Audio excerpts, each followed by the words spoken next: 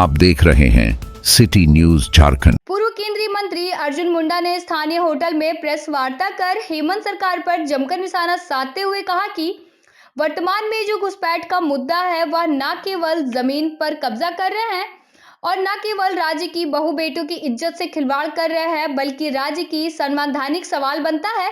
यह अनुसूचित क्षेत्र है, यहाँ की डेमोग्राफी बदल रही है। सरकार को यह मालूम होना चाहिए कि यदि अनुसूचित क्षेत्र की डेमोग्राफी बदल रही है तो न केवल अनुसूचित जनजातियों के अधिकारों से खिलवाड़ हो रहा है और संवैधानिक ढांचा पर प्रहार भी हो रहा है। आदिवासी समाज इस मामले में संवेदनशील है और सरकार के इस रवैये के प्रति काफी दुखी है। हेमंत सरकार के 5 साल के कार्यकाल को देखें तो केवल लोगों को उलझाने का काम किया गया है। विकासात्मक कार्यों को देखें तो केंद्र सरकार की राशि और राज्य के संसाधनों की लूट मची है। ठेकेदारी मैनेज कर ऊपरी आमदनी में लोग जुटे हैं। पदाधिकारियों के पदस्थापन में भी भारी वसूली की जाती है, इसलिए जनता को न्याय नहीं मिल पा रहा है। इसलिए भाजपा केवल ऐसी पार्टी है जो राज्य की जनता को न्याय दिला सकती है। राज्य की जनता को न्याय दिलाने का संकल्प भाजपा ने लिया है। गांव पंचायत व्यवस्था को सुदृढ़ करने के लिए भाजपा संकल्प ले चुका है।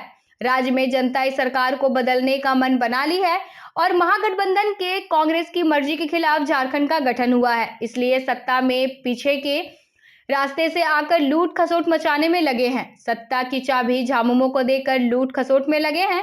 कहीं करोड़ों करोड़ों घोटाले के पैसे बरामद हो रहे हैं। घोटाले के लिए करोड़ों के ओवर स्मीट बने लोगों का और करोड़ों का प्राक्कलन भी बन रहा है। प्राक्कलन घोटाला हो रहा है। प्राक्कलन के अनुसार जो कार्यों में भी गुणवत्ता की कमी हो रही है। दुमका विधानसभा के जनप्रतिनिधि वसंत सोरेन उपलब्ध नहीं रहते हैं, वह अवैध कार्यों में संलिप्त नजर आते हैं। और कई जिला कई गांव के डेमोग्राफी बदल रहे हैं। इस विषय पर मैं आगे यह जरूर कहूँगा कि यह जो आज घुसपैठे का मामला है वो न केवल जमीन पर कब्जा जमा रहे हैं, न केवल बहू बेटियों की इज्जत के साथ खिलवाड़ कर रहे हैं, बल्कि संवैधानिक सवाल भी खड़ा कर रहे हैं। ये मालूम होना चाहिए कि सरकार को ये अधिसूचित क्षेत्र है, अनुसूचित क्षेत्र है। अनुसूचित क्षेत्र में यदि डेमोग्राफी बदलता है तो जनजातीय समाज के अधिकारों और उसके साथ साथ संवैधानिक प्रावधानों पर प्रहार होता है। तो आदिवासी समाज इस मामले में काफ़ी संवेदनशील है, पीड़ित है और जिस ढंग से की जा रही है और सरकार का संरक्षण प्राप्त हो रहा है उससे बड़ा दुखी है।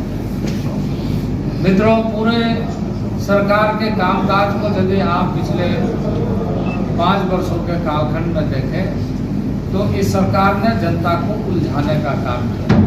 विकासात्मक कार्य योजनाओं के लिए भारत सरकार की राशि हो या राज्य संसाधन हो, ये दोनों पर लूट मची हुई है। यहाँ ठेकेदारी मैनेज करने का और ठेकेदारी मैनेज करके ऊपरी आय करने का एक परंपरा का शुभारंभ इस सरकार ने किया है।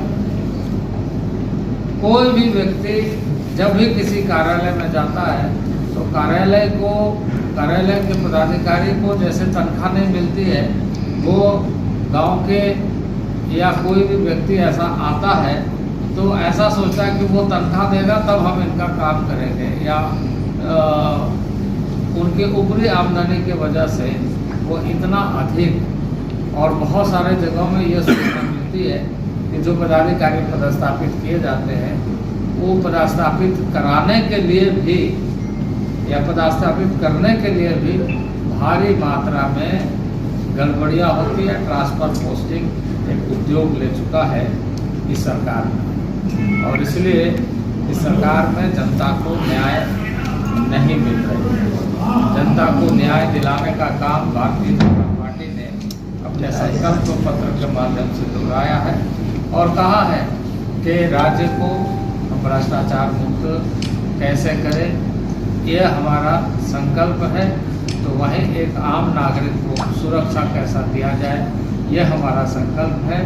तो वहीं एक आम नागरिक की ऐसी आवश्यकता, जिस आवश्यकता को लेकर के कई बार एक परिवार चिंता करता है, तो वैसे योजनाएं कैसे उनके घरों तक पहुँचे, यह सुनिश्चित करने के लिए संकल्प जहाँ लिया है, वहीं ऐसे कानून, जिस कानून के तहत गांव के व्यवस्था को, पंचायतों को व्यवस्थित करते हुए सशक्त बनाया जाए, इस पर भी भारतीय जनता पार्टी ने अपने संकल्प पत्र के माध्यम से दोहराया है। कुल मिलाकर के यदि हम देखें तो आज राज्य की जो दुर्व्यवस्था है, राज्य की जो दुराव्यवस्था के कारण जो लोग प्रताड़ित हो रहे, उससे लोगों की नाराजगी साफ दिख रही है और ये चुनाव में निश्चित रूप से इस सरकार को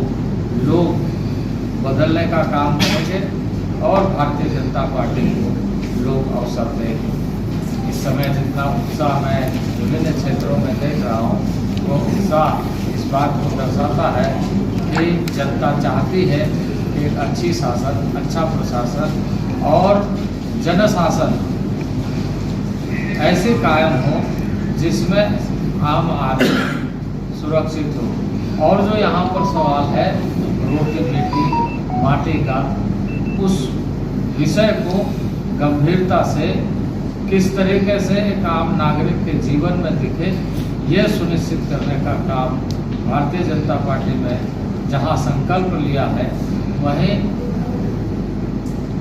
राज्य की जनता ने इस विषय पर विश्वास व्यक्त फर्स्ट फेज में किया है और सेकंड फेज में भी भारतीय जनता पार्टी के पक्ष में लोग मतदान करेंगे और आशा है भारतीय जनता पार्टी इस कसौटी पर खरा उतरते हुए आगे इस राज्य, जिस उद्देश्य के लिए इस राज्य का निर्माण हुआ है,